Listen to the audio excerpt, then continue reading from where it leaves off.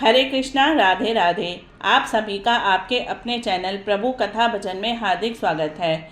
आज इस वीडियो में मैं आप सभी को पुरुषोत्तम महात्म का तृतीय अध्याय सुनाऊंगी।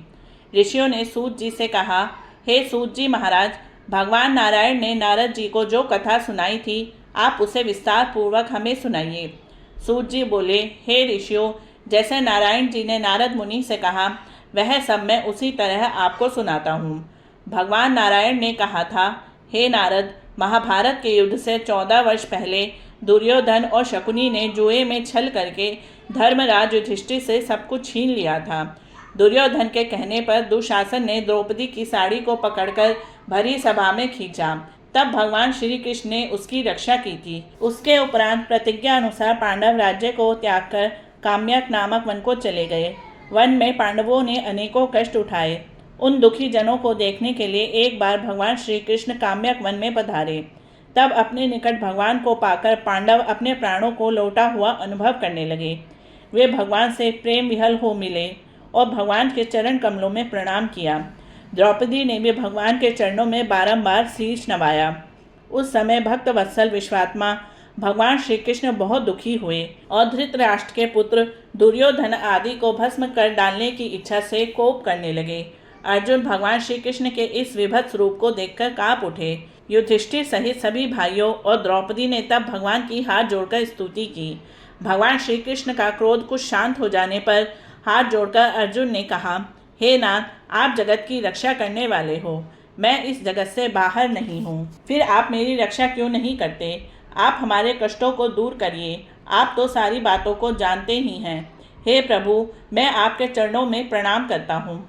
इस तरह अर्जुन द्वारा करबद्ध विनती एवं बारंबार प्रणाम करने पर भगवान श्री कृष्ण ने अपने क्रोध को त्याग दिया। हे ऋषियों, तब पांडवों ने भी संतोष माना और उनके भयभीत मुख फिर से खिल उठे। श्री नारायण ने नारद जी से कहा, हे नारद, भगवान को प्रसन्न देखकर अर्जुन ने भगवान श्री कृष्ण से ठीक यही प्रश्न किया था जो आपने मुझसे किया है। तब श्री कृष्ण ने 2 घड़ी ध्यान किया और पांडवों के हित के लिए इस प्रकार कहा, हे राजन, आपने यह अनोखा प्रश्न किया है, इसका उत्तर देने में मैं अपने को समर्थ पाता हूँ।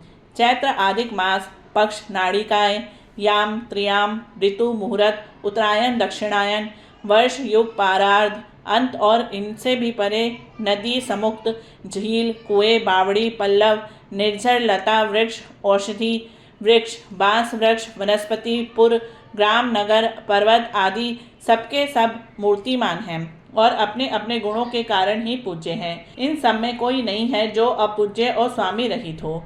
हे पांडुपुत्र, इन सभी में एक अधिक मास ही ऐसा मास है जिसका कोई स्वामी नहीं था। स्वामी विहीन होने के कारण सभी व्यक्ति उसे अनाथ, स्वामीहीन, अपूज्य और मलमास, रवि, संक्रांतिहीन आदि नामों से पुकारते थे।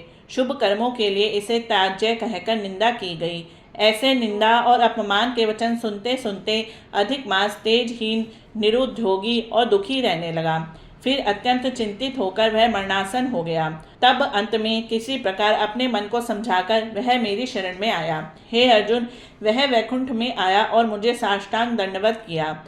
मेरे दर्शन पाकर उसने करबद्ध हो अपने नेत्रों में अश्रु भरकर मुझे अपनी करुण कथा सुनाई। इति श्री पुरुषोत्तम मास महात्म्ये अधिक मासस्य वैकुंठ प्रयाण नाम तृतीय अध्याय संपूर्णम।